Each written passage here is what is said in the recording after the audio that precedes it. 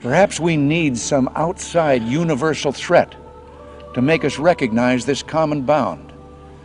I occasionally think how quickly our differences worldwide would vanish if we were facing an alien threat from outside this world. In 1994, a French-Canadian journalist called Serge Monast published a book documenting his investigation into suspicious NASA procedures.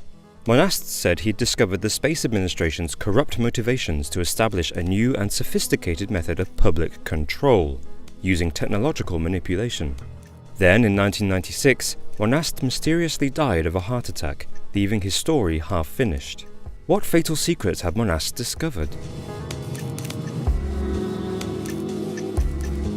Not many copies of Monast's book remain, but from the handful that are still in circulation, theorists have pieced together a disturbing story about global manipulation by NASA, with religion at its core. It might seem contradictory that a large scientific organization would show an interest in religion. But religion is a powerful force. It is a precious amalgamation of faith, culture, and sacred beliefs, which seek to answer what it means to be human. And it is through organized religion that people worlds apart can be united under their shared faith. But the aspects that make religious practice so beautiful, its customs, rituals, and behaviors, are also what give it the potential to be a dangerous and manipulative force. According to Monast and theorists that have continued his research after his death, NASA is attempting to implement a new world order, using organized religion as a means of controlling the masses. At the core of Project Bluebeam is the establishment of a global New Age religion. Once this is achieved, NASA will be in a position to enforce a worldwide dictatorship. Monast said there are 4 stages to Project Bluebeam, which will enable NASA to fulfill its new world order. Stage 1. Destroy popular religion. The first stage in Project Bluebeam is to begin the breakdown of popular religion. NASA plans to invalidate existing religious artifacts by uncovering new archaeological findings, which will discredit current popular religious beliefs. Stage 2. Space Show.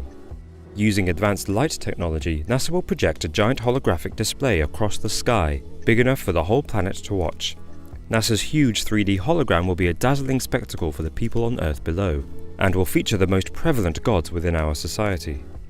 The gods will then merge into NASA's creation of the true God before the very eyes of its global audience. This colossal holographic form will trigger the dissolution of all modern social and religious order, leaving the gates open for NASA to enforce its new religion and new world order. Stage 3. Audio communication.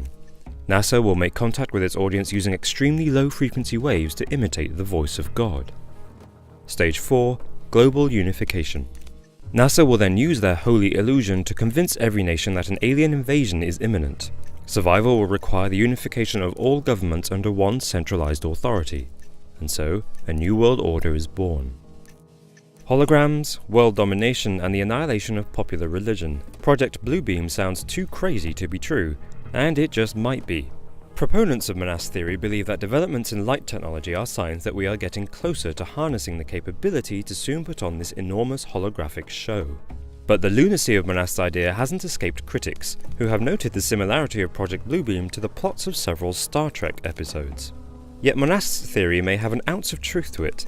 In actual fact, the US government once toyed with implementing a similar plan during the Gulf War, to project a holographic image of Allah over Baghdad, in order to urge the Iraqi people to rise up against dictator Saddam Hussein.